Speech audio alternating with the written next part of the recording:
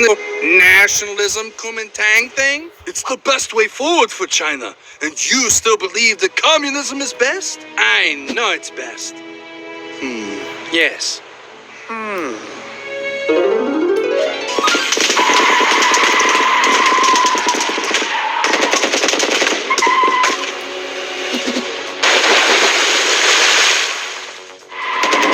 They're getting away! Does this mean we win? Can I go home now?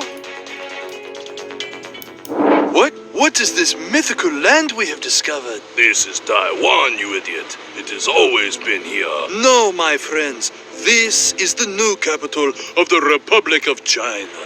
Well, temporary capital until we can crush those communists back on the mainland once and for all. Is it just me, or is it sunnier here? Man, I am gonna get such a good tan.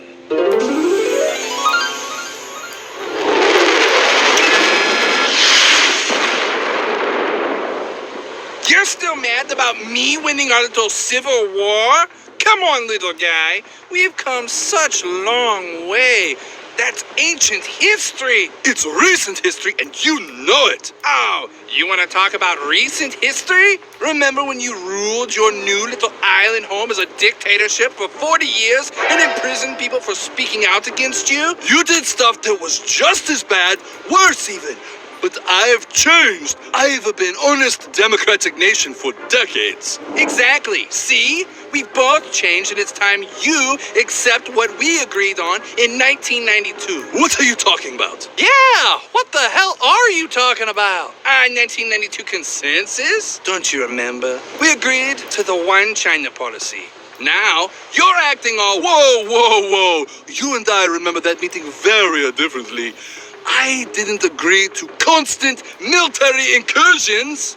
Okay, it's time to get serious. If you don't stop messing around with the U.S. and living in this fantasy land, I'll be forced to use the full military might of the Chinese military to bring you back in line. I've had enough of your bullying.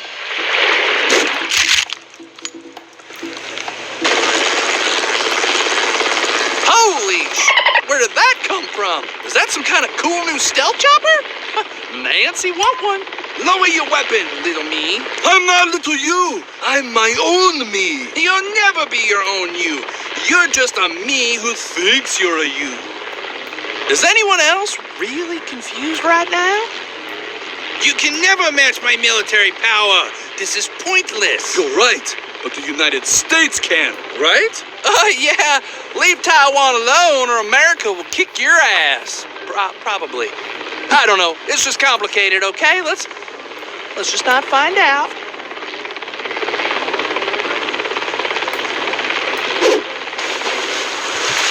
Fine. I'll call off the training exercise, okay? Thanks.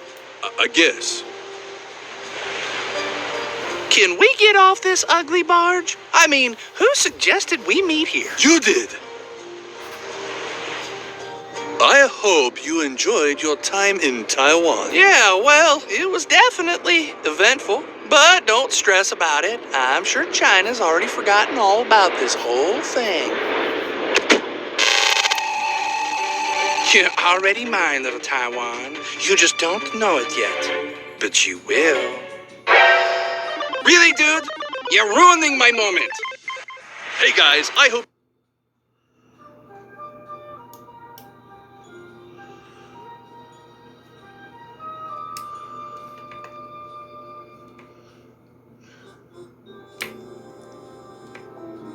Okay, Mrs. Bonaparte, this is it. One last push, and we're done. Congratulations, it's a general. Oh, and here comes the rest of the army now. Did you just say the rest of the army?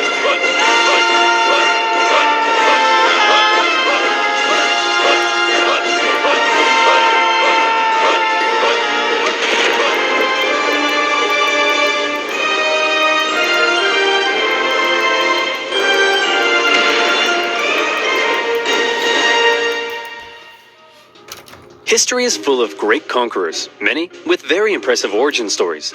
For example, Alexander the Great was the son of a king. Julius Caesar came from an aristocratic family that descended from a goddess. Great conquerors don't usually come from relatively insignificant families living on impoverished islands. But as it just so happens, that is where our story begins.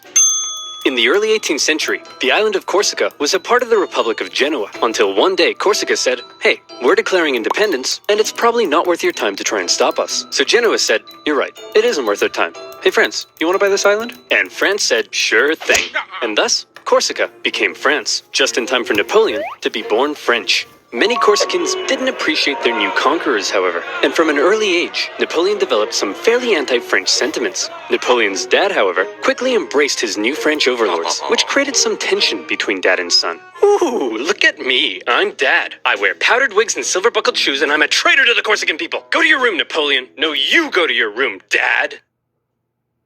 Okay. On the other hand, Napoleon adored his mother, who was definitely the disciplinarian of the family, and even though she would punish Napoleon severely, he kind of respected that. But Napoleon's parents wanted the best for their family, and since they were of very minor nobility, they were able to have Napoleon sent off to the shining lights and rat-infested sewage puddles of the big city. Napoleon went to military school in France. Okay, Napoleon, why don't you introduce yourself to your new classmates? Well, I'm Napoleon, and I hate all of you. Your farts smell like cheese, you can't pronounce the letter R, all you do is go on strike, and you call eggs oofs like a bunch of big dumb idiot dingleberries. Okay. Thanks, Napoleon. I hope you like being bullied. And bullied he was.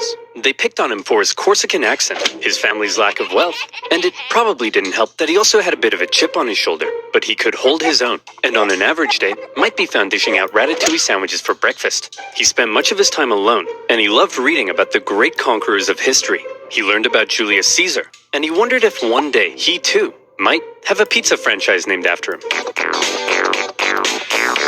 He excelled at math and geography, and when he graduated at the age of 16, he was made second lieutenant in an artillery regiment.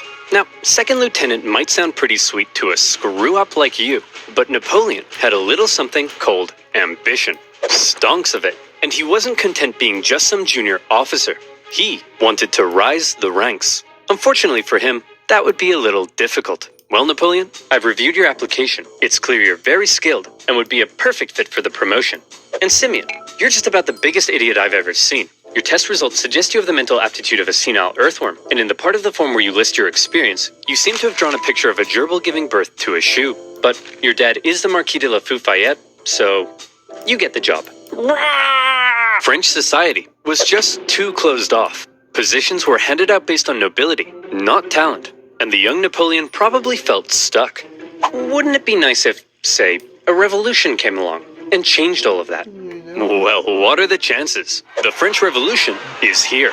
Bastille toppling, head chopping, king popping. The revolution promised to do away with the old social hierarchy and make everyone a little more equal. Napoleon may not have cared much for the violent mobs, but if it meant he could rise the ranks, he was in.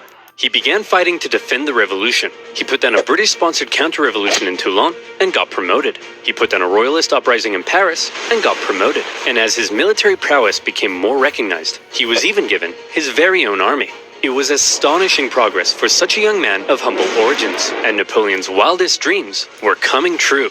But Napoleon also believed he could increase his social status if he married an older rich lady. And so around this time, Napoleon went on the